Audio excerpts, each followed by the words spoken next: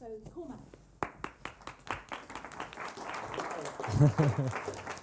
Good morning, folks. It's a lovely introduction. I won't say anything more. Good afternoon. I hope your conference is all off to a really good start. You're very welcome. So as Caroline said, I'm just going to kind of bring you through my experience of doing research in homelessness. And I was going to present the thesis itself, but I thought, you know what, that's a little bit, not boring, but I stay away from the stats and stuff like that and just kind of think about what was it like to actually do it, and then maybe what might be helpful to other people, or and kind of the challenges and rewards of doing it really. And I live and work up in Liverpool, and I stayed with my uncle last night, and he was saying, Cormac, and he works on the kind of businessy side, like, what's the message you want to send? And I was like, I don't know.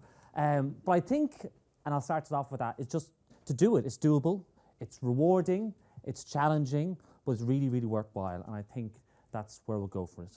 So just a little bit about myself. So I'm not from around here. I'm from Ireland originally, and I moved over about a decade or so ago just to stay for a year up in Liverpool to do a master's, but I kind of fell in love with the city and the people, and I've never really left. And this is just my experience of doing that. So a little bit of background about, what was the research I'm actually talking about. So I'm qualified in clinical psychology just recently, and the study was based on my thesis, where I was working in a homelessness brain injury service, which kind of went out to kind of hostels and day centres and kind of worked with people who kind of had a brain injury. And the really shocking thing was that it's something about around 1 in 2, like 50% of people who are homeless have had some sort of brain injury, like a traumatic one, so it's a big bang to the head or a blow, and often it just gets lost in a whole sea of, despair or distress, and a lot of the stuff like the cognitive impairment I was looking at, memory problems, attention, spatial difficulties. It sounds like people who've kind of been drinking or under the influence of drugs, and that's what it kind of gets seen as.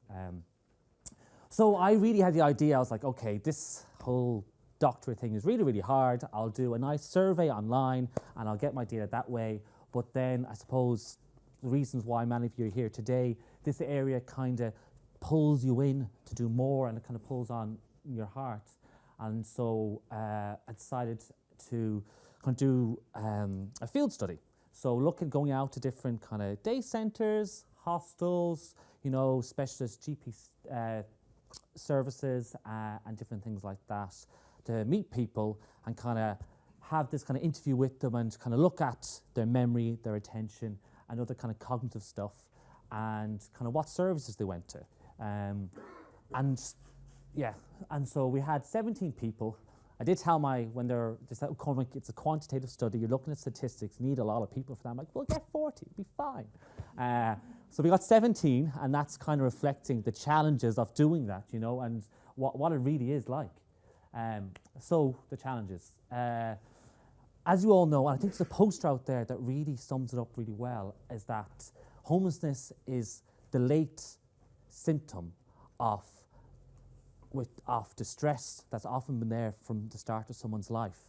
And me coming in, I suppose, trying to get someone to take part in this academic research, coming, and when they have mental health stuff going on, don't have a home, dealing with the difficulties in so many different ways, and it was hard to kind of negotiate those two things.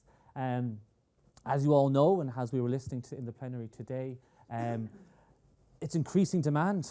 Homelessness is going up and up and up and up, and resources are stretched. So even to try and find a room at times was really tricky. But in spite of all this, people and the services, they saw the value in what we were doing, and they really went above and beyond to help us. So I was a trainee psychologist at the time, working with this homelessness brain injury service. But I was also doing research, and so I was essentially doing assessments really of what people was happening for them. But I'm not doing anything else with it, and so I have the skills-ish and the kind of in a service to help people, but I'm doing research, so I found that kind of hard to negotiate, and I'll tell you more about that later. And again, hope it wasn't something I said. So I'm gathering quantitative data. So that's like stats and figures and numbers. But I'm also hearing people's stories and sitting with people for like sometimes 4 or 5 hours and hearing really personal, traumatic stories of their lives. And again, trying to negotiate that. So what did it look like really? So in my attempt to try and get a representative sample, you know, instead of in one place, I went to different hostels and different services across Liverpool City.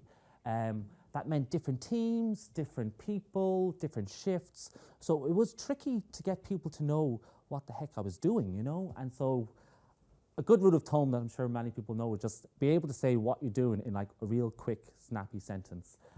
Because at times I heard people saying, yes, Cormac, he's the brain guy. And I was like, okay, that's kind of it. And so because of a time of people in distress, lots and lots of demand and resources, people would identify someone who's kind of maybe has suicidal thoughts, and they know that I'm psychologist something, and they just send them my way. And so I had these real novel situations where I have to just deal with that, and you know, and it's and that's something that you have to negotiate every day, every other hour, to be honest.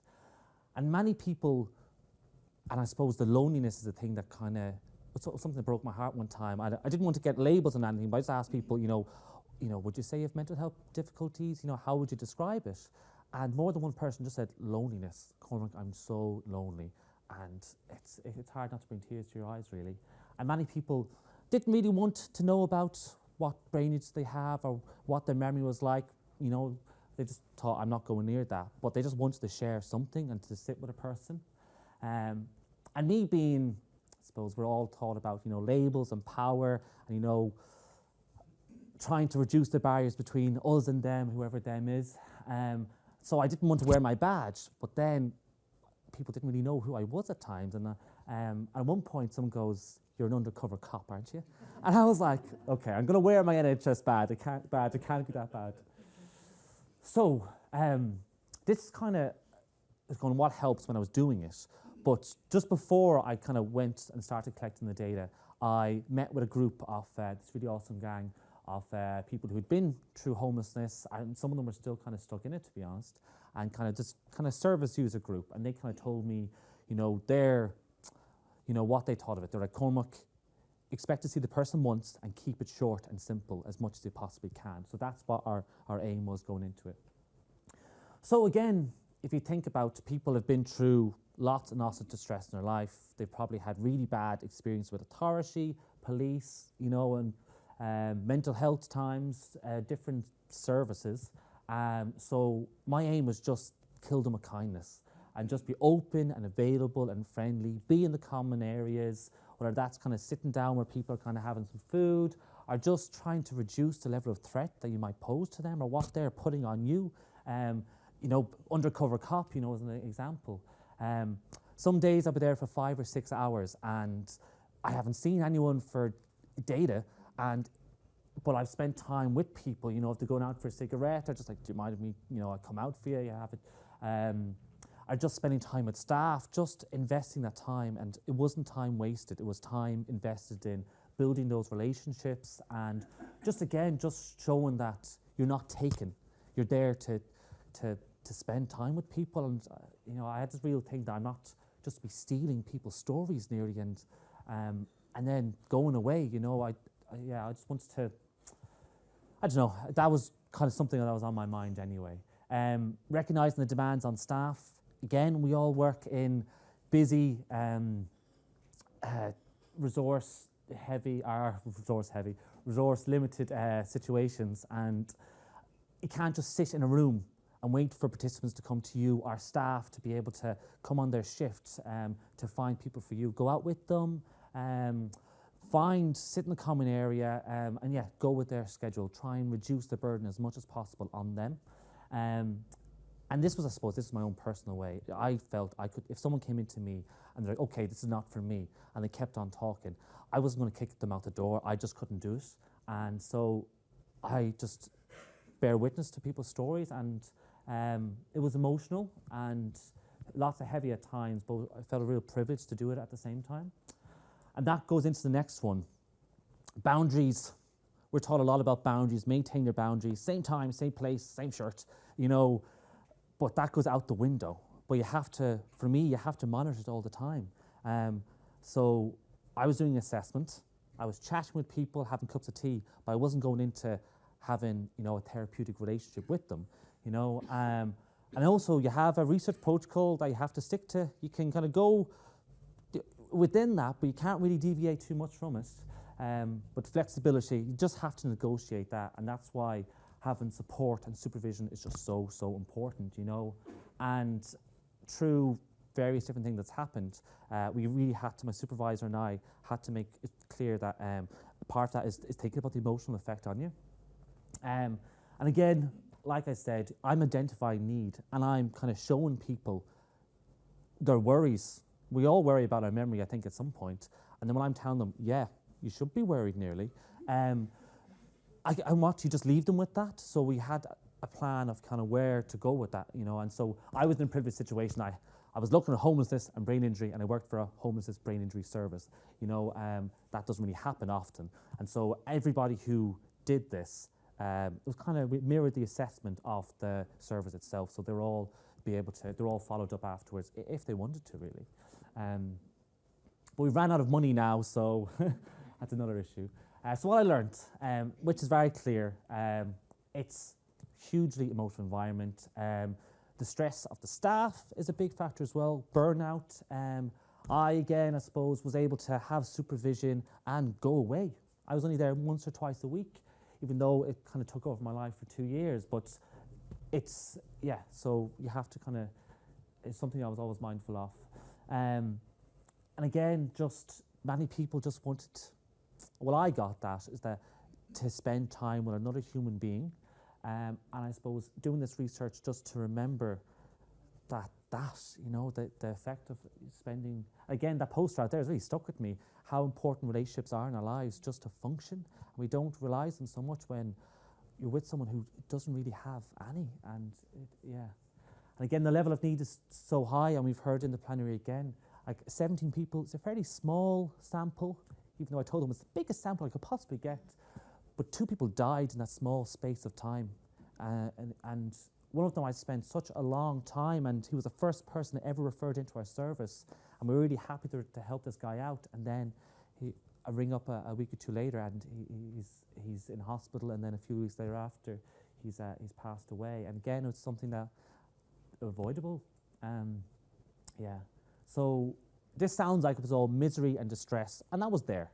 But that's not the only story that was there. I heard love stories, I heard the best jokes, I heard people, I'm like, living in graveyards for a couple of years and in caves and still having the crack with me, really. And I'm like, how can you survive? And it was just incredible stories of survival that people have been so much, and the lessons that I personally took, and I think that hopefully I can convey today as well. And another one about the brain injury is a big, massive factor. If any of us had a brain injury today, it would be probably the main story in our lives going on. But with the people I came in contact with, it was a blip that people just forgot about.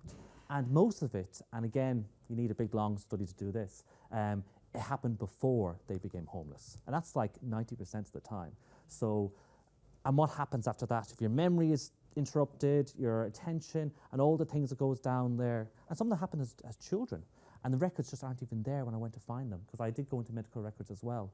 And so that can transpire or progress into lots of different things that just gets hidden in a story of stress. And a lot of them didn't even recognize it themselves, that this is probably causing a lot of my problems.